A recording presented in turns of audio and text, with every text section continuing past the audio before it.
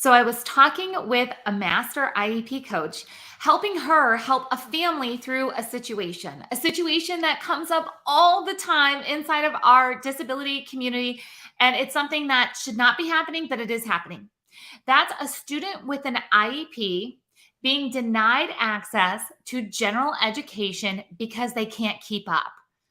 We have an IEP in place. We have a plan to help this child have a meaningful education, to be prepared for further education, employment, independent living. That does not mean that a child's going to get everything within their IEP and keep up with their peers who are in general education.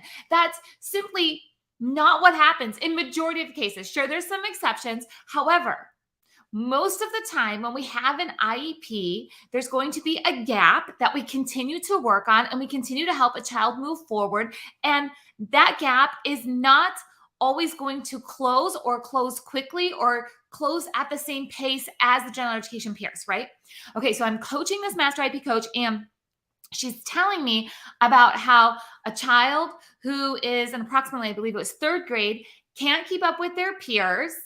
And therefore, the team is recommending that the child repeat third grade. And I can tell you from this situation, it is not the right solution for this child. But even bigger than that, then I was talking to another family and they're getting the same answer, only theirs is not about retention. It's sorry, the child's going to move on, but they're going to be removed from all general education classes because they can't keep up. And then there was a third situation. And I'm like, 3 situations in 1 week. We have got to talk about this. Okay, so I've actually got some notes in front of me because I want to make sure, because this topic puts me on fire because it's looking at special education in a different way, right? We have to show some leadership and bring some strategies to IEP teams so we can get around this. And here's the thing, I want to make this very clear. The teachers involved in all 3 of these cases that I was consulting on and coaching coaches through last week, the teachers are kind of at a loss. They're like, well, the admin says. And I will tell you that the admin in 2 out of these 3 situations does not have special education experience. And that's not unheard of. So a lot of times when we're looking at these strategies, we're looking at how do we educate the people who are involved and point them into the right resources where it's not just, this is what we want. It's that there's actual laws. And again, I'm not a lawyer. I'm not giving you legal advice. I tell you where to look, but there's actual laws that say we can't just make this blanket statement of, sorry, your child can't keep up. They need to go to a different classroom. So a lot of times parents are going into, I'm going to call it the basic argument of least restrictive environment. They're saying, no, my child needs to be in general education because they need to be in the least restrictive environment. Now, that's a valid conversation for some situations. However, least restrictive environment can be interpreted in a lot of different ways. And a school district or an administrator can come back and say, well, least restrictive environment, but it's also our duty to make sure that your child's making meaningful progress. And if they can't make progress inside then of this general education classroom, which you're calling the least restrictive environment, then we need to look at a different way to deliver services outside of that classroom. And it becomes this big kind of negotiation over least restrictive environment. And I actually want to take this to the next level. I want to take it away from just that simple argument of least restrictive environment. And I want to look at a couple of things. One, I talk about inclusion all the time as inclusion is an experience, not a place. So I'm looking for inclusive experiences throughout the entire school. And one of those can be general education classes. When we're looking at general education classes as an inclusion experience, I want to know what is the desired kind of interaction, what's the desired relationship, what's the desired connection, what's the desired skills. I want to look at a lot of different layers inside of the classroom to say, why are we in this classroom? Why are we here? Are we really here to get all of the 6th grade science, mastered? Are we really here because we want this child to make sure that they pass all of the standards for 6th grade science right now during the 6th grade year? Or are there other pieces inside of this 6th grade science class that we're working on perhaps other areas of the IEP also. Maybe some of it is academics, maybe some of it is science and it's math. It also could be communication, it could be social, it could be a lot of different things that we could be working on inside of a science class. It's not just limited to the general education curriculum. That's one of the big reasons that we say a child does not have to keep up with general education curriculum in order to have exposure to the curriculum. So to be in that room and to be exposed to the concepts, and then to also be able to work on other areas as appropriate. So it's not always about mastering all of the curriculum. It's about getting exposure, and then we need to make sure some other things are in place. So first we have to define what is inclusion about in that room at that time. What are we trying to achieve?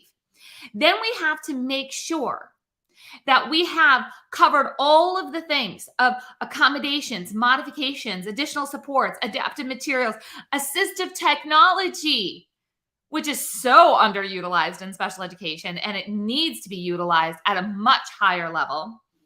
And then do we need to adapt any instruction? And that could be instruction outside of the classroom, as in some pre-teaching of the skills. It could be some practice of the skills afterwards. It could be making sure that we're delivering the instruction in a way that connects with the students. So some teachers are very verbal, right? Like they don't have a lot of tangible materials. They're doing a lot of talking about it, and maybe the child needs more tangibles. Or maybe it's a very like an independent work-based kind of class where there's a lot of tangibles, but there's not a lot of instruction. It could be either way. So we have to make sure instruction. So there's 6 areas for you to double check, like things that we need to work on inside of this concept of what is going on. Least restrictive environment. Then we need to make sure, why are we here? Like, what are we looking to really accomplish during this class period? And then we touched points on all of those things that I just mentioned, of the accommodations, modifications, supports, assistive technology, all of those things. Have we done all of those things? See, there is absolutely no one statement that says if a child cannot achieve X, then they can't go to Y. Meaning, like, if they can't keep up with their peers, they can't go to the general education class. Absolutely not.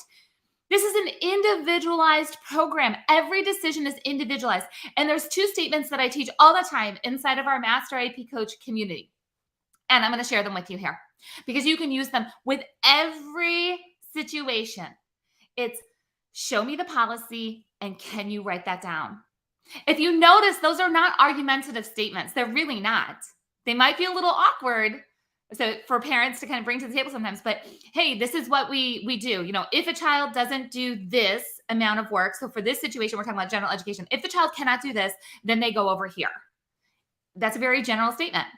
Parents hear it all the time. I'll be honest with you. Most parents say, okay, well, the school said that if my child can't do this, then they go do that. No. Show me the policy that says that you have to, if this happens, then this happens. Sometimes there's policies for situations, not in this situation. There's no way that you're going to find something. And the other thing is, can you write that down? Means can you put that no in writing? So you're saying that, my child has to be removed from all general education classes because they cannot keep up with their peers academically. Is that true? Yes. Okay. Can you write that down? I know that sounds, kind of fierce, right? Where it's just like, okay, like let me just clarify. You're saying this, let's write that down. And a lot of times that will open up the conversation of, well, that's not exactly what I'm saying. What I'm saying is, okay, so these are strategies to actually eliminate arguments and move forward to solutions. When you become a Master IEP Coach, and I truly hope that you consider joining me on a Master IEP Coach fast track, where you can become a Master IEP Coach in 30 days, get your business up and running so you can master these skills for yourself. I just dropped a lot of different strategies here. And that was just surface level. There's strategies within those strategies to make sure that we stay out of the high conflict, to make sure that we're moving forward through these situations, that to make sure that we're not having these kind of umbrella statements of, if a child can't keep up with general education peers, they can't go to general education classes. So there's a lot of layers to this. So when you become a Master IEP Coach, you get what you need when it comes to knowledge of, like, what do you need to know?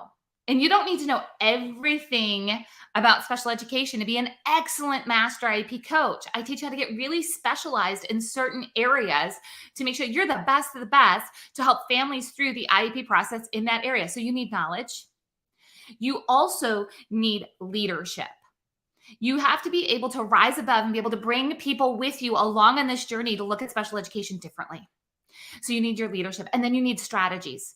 And you need strategy. When you're a master IP coach, if you're going to do this to help other people through the system, you need strategies, not just advocacy strategies, special education strategies, but you also need business strategies, because you could be the most brilliant person to help people through the IP process. But if nobody knows about you, if you don't know how to set up that, one-page website, if you don't know how to do the client invoices, if you don't know what to charge, if you don't know how to set up all your systems and structures behind the scenes, then it's not going to work.